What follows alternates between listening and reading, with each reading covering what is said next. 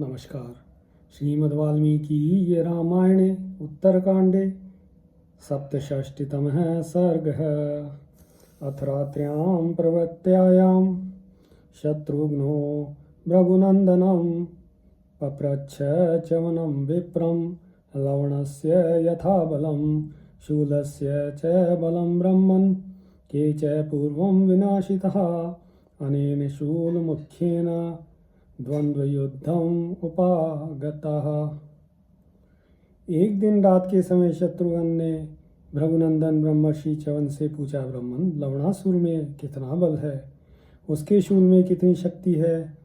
उस उत्तम शूल के द्वारा उससे द्वंद्व युद्ध में आए हुए किन किन योद्धाओं का वध हुआ है?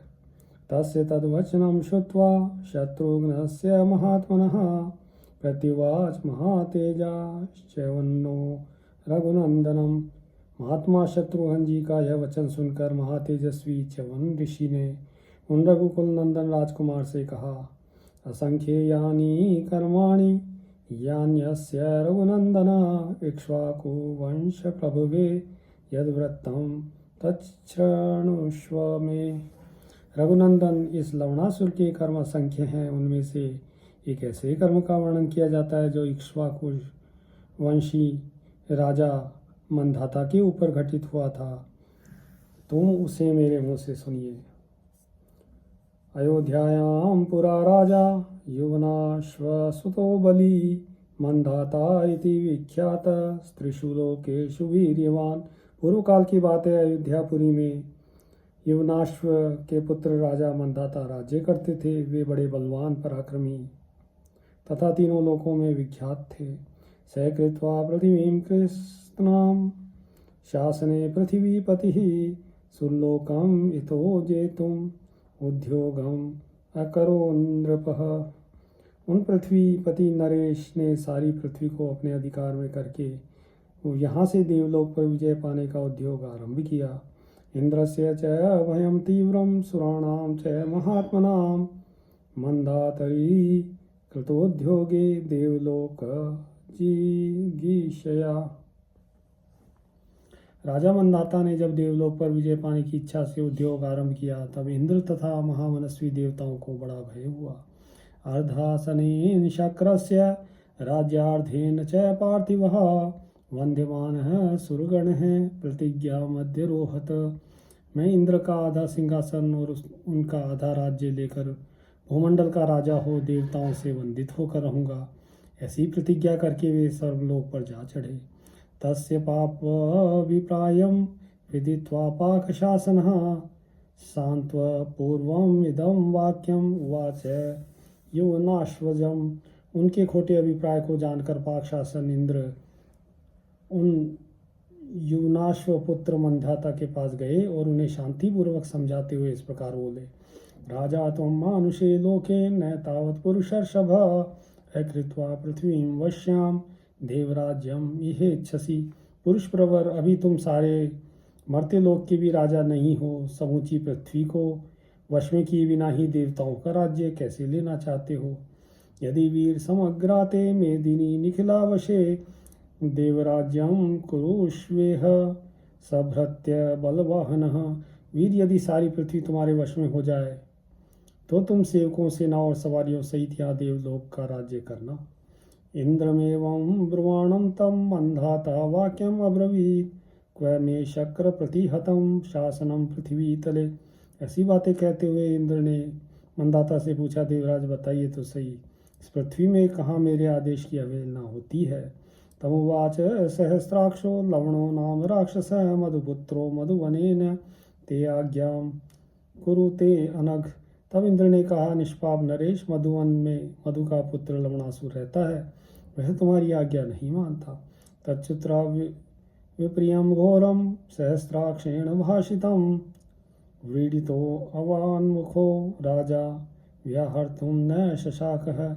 इंद्र की कही हुई यह घोर अप्रिय बात सुनकर राजा मंधाता का मुख लज्जा से झुक गया। वे कुछ बोल न सके। आमंत्रितु सहस्राक्षम प्रयात किंचिद वामुखः पुनरेवाम गमछि मानिम मम। लोकम नरेश्वरः। वे नरेश इंद्र से विदा लेकर वहाँ से चल दिए और पुनः इस मर्त्य लोक में आ पहुँचे। स कृत्वा हृदये अमर्षं सभृत्य बलवाहनः अजगाम मधो पुत्रम वशे कर्तुम अरिंदमः। उन्होंने अपने हृदय में अमर्ष भर लिया। फिर वे शत्रुसूदन मंधाता मधु के पुत्र को वश में करने के लिए सेवक सेना और सवारियों सहित उसकी राजधानी के समीप आए। स कांक्षमाणो लवणम युद्धाय पुरुषर्षभः दूतम संप्रेषयामास सकाशम लवणस्य सह। पुरुष प्रवर नरेश ने युद्ध की इच्छा से लवण के पास अपना दूत भेजा। स गत्वा विप्रियाण्याह बहूनि मधुनः सुतं वन्दन्तम् एवं तम दूतम भक्ष्यामास राक्षस। दूत ने वहां जाकर मधु के पुत्र को बहुत से कटु वचन सुनाए। इस तरह कठोर बातें कहते हुए उस दूत को वह राक्षस तुरंत खा गया। चिरायमाणे दूते तु राजा क्रोध समन्वितः अर्दयामास तद्रक्ष्य शर्वृष्ट्या समन्ततः।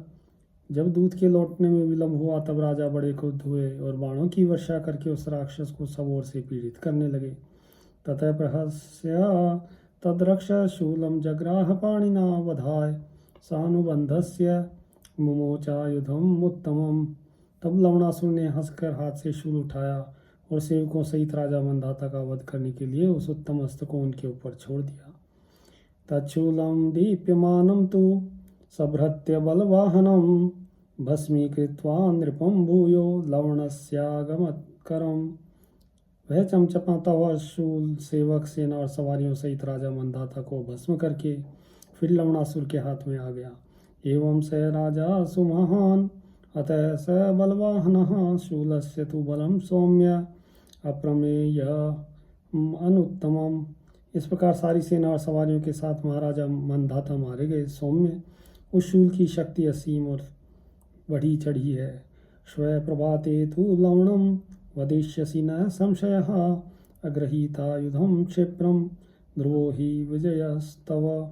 राजन, कल सवेरे जब तक वह राक्षस उस अस्त्र को न ले तब तक ही शीघ्रता करने पर तुम निसंदेह उसका वध कर सकोगे और इस प्रकार निश्चय ही तुम्हारी विजय होगी। लोकानां स्वस्ति चैवं स्यात् कृते कर्मणि च त्वया एतत्ते सर्वम् आख्यातं लवणस्य दुरात्मनः शूलस्य च बलं घोरम् अप्रमेयं नरर्षभ विनाशश्च मंधातुर्यत्नेना भुज्य पार्थिव। तुम्हारे द्वारा यह कार्य संपन्न होने पर समस्त लोगों का कल्याण होगा नरेश्वर। इस तरह मैंने तुम्हें दुरात्मा लवण का सारा बल बता दिया और उसके शूल का भी घोर एवं असीम शक्ति का परिचय दे दिया। पृथ्वीनाथ इंद्र के प्रयत्न से उसी शूल के द्वारा राजा मंधाता का विनाश हुआ था। त्वंशः प्रभाते लवणं महात्मना वदिष्यसे नात्र तु संशयो मे शूलं विना निर्गतम् आमिषार्थे ध्रुवो जयस्ते भविता नरेंद्र। महात्मन, कल सवेरे जब वह शूल लिए बिना ही मांस का संग्रह करने के लिए निकलेगा तभी तुम उसका वध कर डालोगे, इसमें संशय नहीं है। नरेंद्र, अवश्य तुम्हारी विजय होगी। इत्यार्षे श्रीमद् रामायणे वाल्मीकि आदि काव्ये उत्तरकांडे सप्तषष्टितमः सर्ग। सियावर रामचंद्र पद जय शरणम।